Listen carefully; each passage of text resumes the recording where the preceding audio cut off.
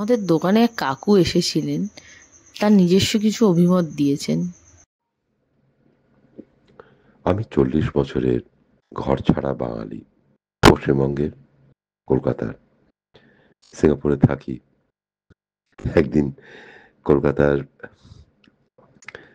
ছেলে ছিলাম, এখন সিঙ্গাপুরের বৃদ্ধ হয়ে গিয়েছি।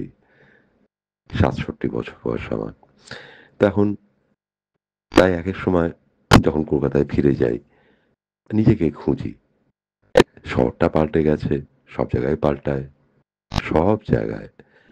কিন্তু মানুষ পাল্টেও পাল্টাতে চায় না। তাই সে ভাবে, নিজেকে কোথায় খুঁজে পাবো চলে যাওয়া জীবনে। এবার গত মাসেই কলকাতায় গিয়েছিলাম, লেক মার্কেটের কাছে একটি জায়গায় ছিলাম। এত ইচ্ছে হলো, ইচ্ছে আমার হয়নি, আমার স্ত্রীর ইচ্ছে হয়েছিল, সেটাই আমার ইচ্ছে। পাঁচ ফোড়ন নিয়ে এসো কলকাতা থেকে। সিঙ্গাপুরে পাঁচ ফোড়ন পাওয়া যায়, কিন্তু তেমনটি পাঁচ ফোড়ন নয়। তো খুঁজতে খুঁজতে, জিজ্ঞেস করতে করতে পৌঁছে গেলাম লেক মার্কেটে। 5 নম্বর গেটে প্রবেশ করলাম। একটু হাঁটতেই আম, হরগ আম, হরগৌরী স্টোর পেলাম। জিজ্ঞেস করলাম, আছে? ওরা বললেন আছে। তো 3টে ছোট প্যাকেট কিনলাম।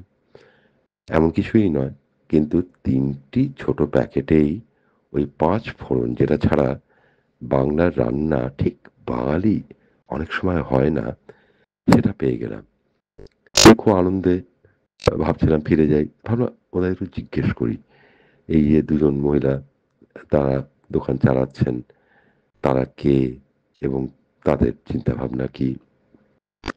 পিউ এবং তনিমা, দুই আহ, যুবতী, সুন্দর চিন্তাভাবনায়, ব্যবহারে। একেবারে পুরনো বাংলা গো। কোথার থেকে আমরা মরি না, যাই না, কেউ কোথাও যাই না, থেকে যাই নতুন রূপে। যে বাংলাকে পেয়েছিলাম 40 বছর আগে, তো সেই বাংলাকে আবার পেলাম ওদের রূপে। কথা বলতে বলতে ওদের সম্বন্ধে জানতে পারলাম, ওদের সংসারের সম্বন্ধে জানতে পারলাম। আর ওই 3 প্যাকেট পাঁচ ফোড়ন, ওদের এমন কিছু লাভ হয়নি আমাকে ওইগুলো বিক্রি করে, কিন্তু আমার প্রচন্ড লাভ হলো ওনাদের সঙ্গে যোগাযোগে।